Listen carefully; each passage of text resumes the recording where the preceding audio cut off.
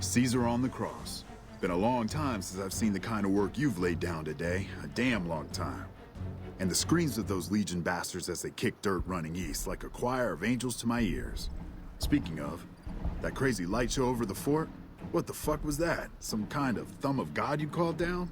Amazing. Fucking amazing. Could use 100 of you. Just scatter you over the east like jacks. Give those plum fucks the what for.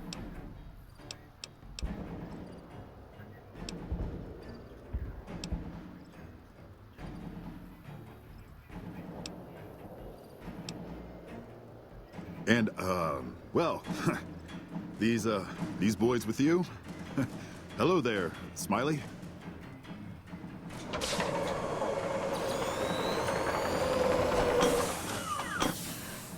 Guess it ain't no secret how you, I say, can you ask them to put their weapons down?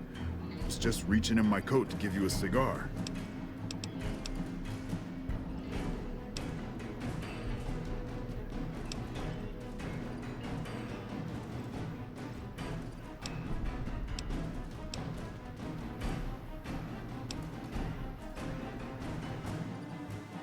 I would sooner spit on the grave of my dead mother than let some courier walk the wasteland fuck talk to me like that.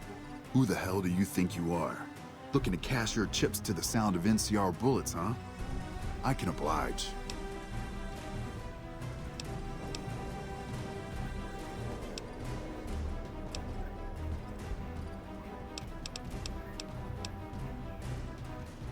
Look, I know you're riding high right now, but let me tell you, you ain't pissing on me right now. You're pissing on the bear. You've been far enough west, I'm guessing, to know how far that claw stretches. Fuck with the bear and...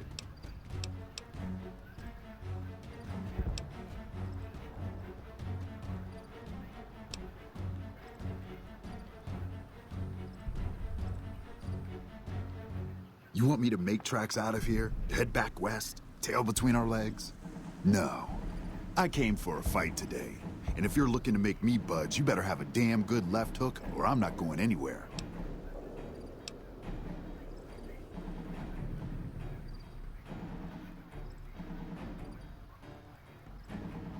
Yeah.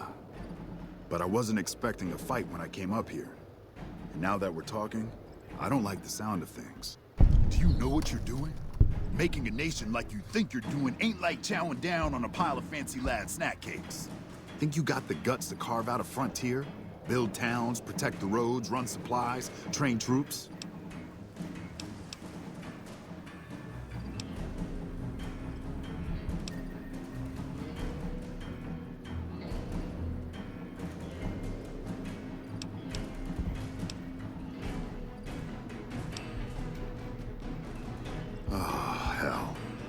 Can't believe we got suckered by a slip of a woman.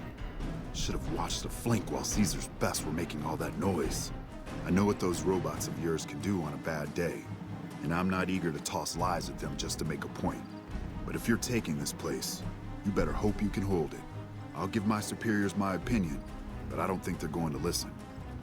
So if NCR comes at you, and it will, pray you're ready. I promise you, our situation's reversed, I'd see you hang.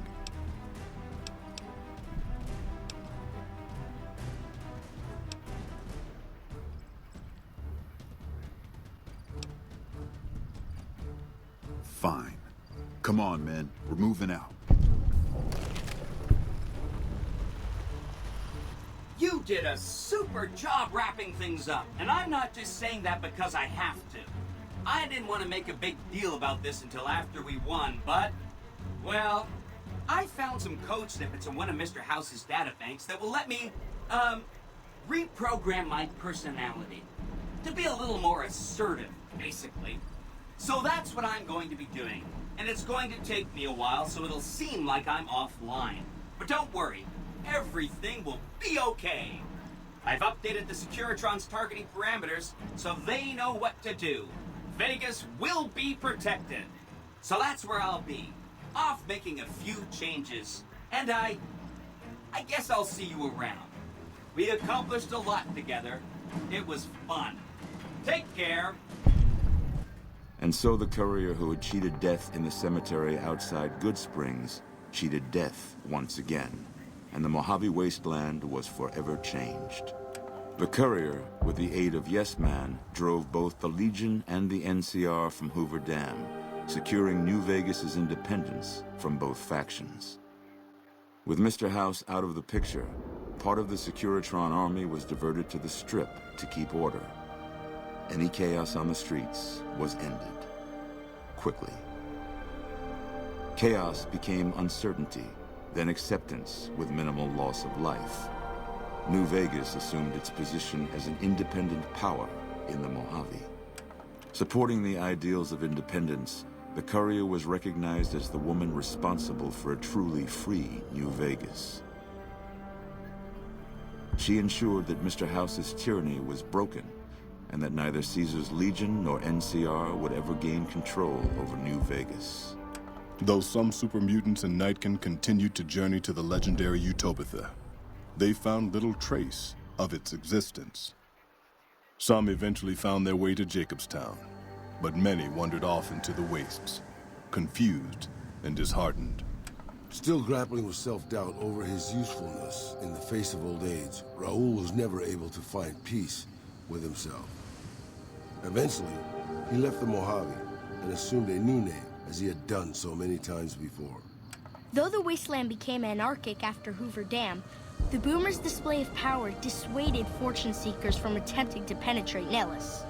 Fiends overran Camp McCarran during the Second Battle of Hoover Dam. In the anarchic months that followed, the Fiends asserted dominance over Outer Vegas. After the courier ensured New Vegas remained free, the followers found that independent Vegas was even more unstable and violent than before. Old Mormon Fort became excessively burdened by the influx of patients, struggling to provide even the most basic of services. With New Vegas's independence formally declared, Good Springs thrived. More travelers stopped by Good Springs on their way to and from the Strip, and the locals grew prosperous from the traffic. Cass lived to see the courier bring down 3 armies, and by her count, that was 3 more than she'd expected. She kept quiet about that, though. During the Battle of Hoover Dam, the Great Khans quickly evacuated Red Rock Canyon and headed north and east into the plains of Wyoming.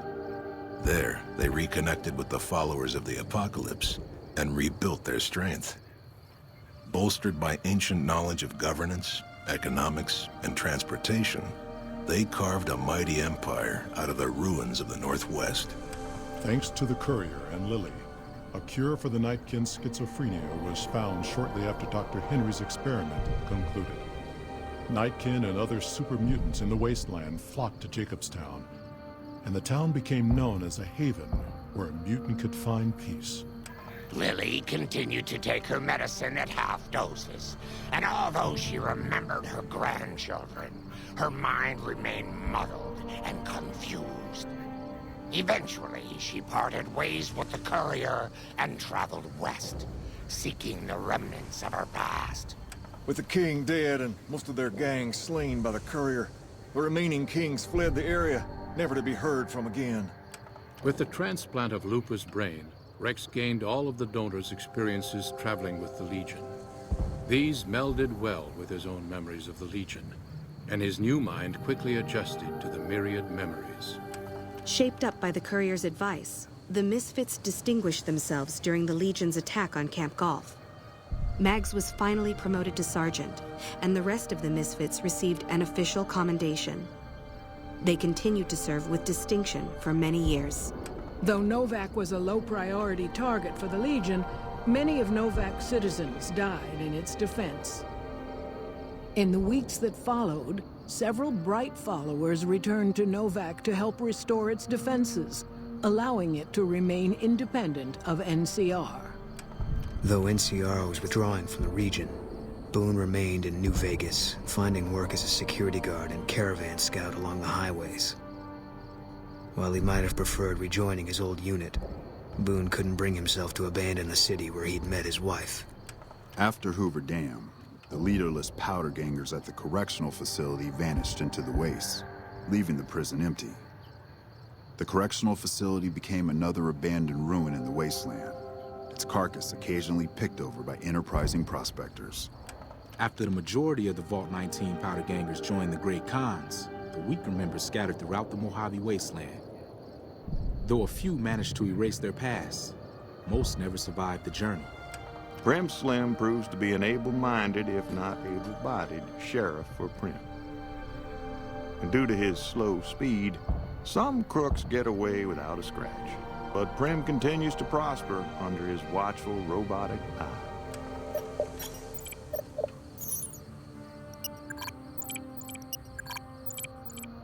Despite distinguishing themselves during the Second Battle of Hoover Dam, the Rangers' victory was short-lived due to the courier's interference.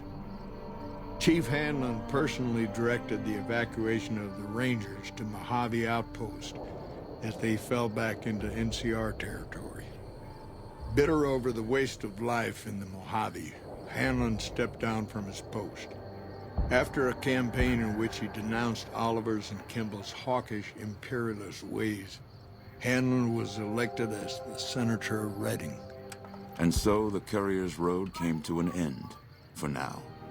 In the new world of the Mojave Wasteland, fighting continued, blood was spilled, and many lived and died just as they had in the old world.